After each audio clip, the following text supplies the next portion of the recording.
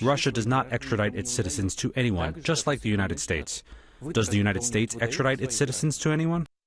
That's Vladimir Putin last week reminding us Russia does not have an extradition treaty with the United States.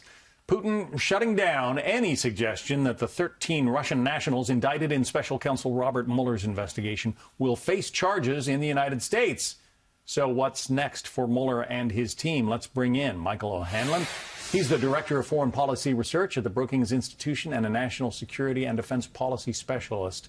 Nobody really thought, Michael, that Bob Mueller was expecting that these 13 Russians were going to be, put on a plane, sent over here to face trial, did they? That's right. And, of course, President Putin's wrong. We do actually have extradition agreements with a lot of countries, more than 100. But those are for traditional criminal acts and not for a state-sponsored activity that looks like espionage or that something that Russia views as legitimate or necessary, certainly nothing that Russia is going to admit to wrongdoing about or even acknowledge happened in the first place. So there's no chance that Russia would sort of give away the store by letting us learn what these 13 people had been up to and what they'd been instructed to do by, Russian intelligence. That just was never in the cards in the first place.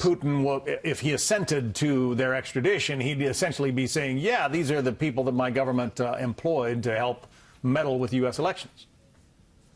And he would be acknowledging, or at least he'd be worried that we would see him as acknowledging that what he did was wrong. I think in his own mind, he actually doesn't think he did anything wrong because he thinks that we're very active in watching and monitoring Russia and encouraging democratic revolutions in the former Soviet space. And he thinks all he did was find some creative ways to do the same thing to us. Obviously, I don't find that argument compelling. But in his own mind, he doesn't want to admit it. He doesn't think it was wrong. And he certainly doesn't want to give away any Russian state secrets. So on multiple levels, this just won't happen. So is this action by Mueller's team helpful or hurtful, in your opinion? It's not hurtful. I see it as a shot across the bow, one more shot across the bow, because presumably if we do this on this occasion and nothing happens, which it won't, then the next time we have these kinds of concerns or allegations, we're going to have to do something more. Otherwise, we look pretty feckless and, our actions seem pretty pointless. So I see this as one more signal that yes, we can intensify through economic sanctions that are much broader in scope than what we've got today against Russia. And also, we're reminding the American people and the American Congress and the President that, in fact, these bad things happened in 2016, and let's not be in any danger of forgetting, because we really haven't taken enough steps yet as a country to be better prepared against the next time this could happen. So I see it very much in that ongoing story and really consciousness raising more than anything else. So aside from, more sanctions, what could we do?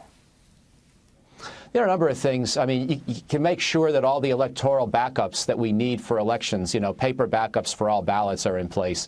I don't think that's been completed yet for 2018. Also, maybe create some kind of an information clearinghouse that's above and beyond the fray of partisan politics where, quote unquote, fake news could be investigated to see if there's anything behind it. And Americans could consult that kind of a website to see if the news they've just seen on their social media feed is, in fact, in any way, shape or form backed up by reality, by real facts. Those are the kinds of ideas that I'd like to see us much more aggressive in debating and implementing. Here we are already in March, and the midterms are not far away.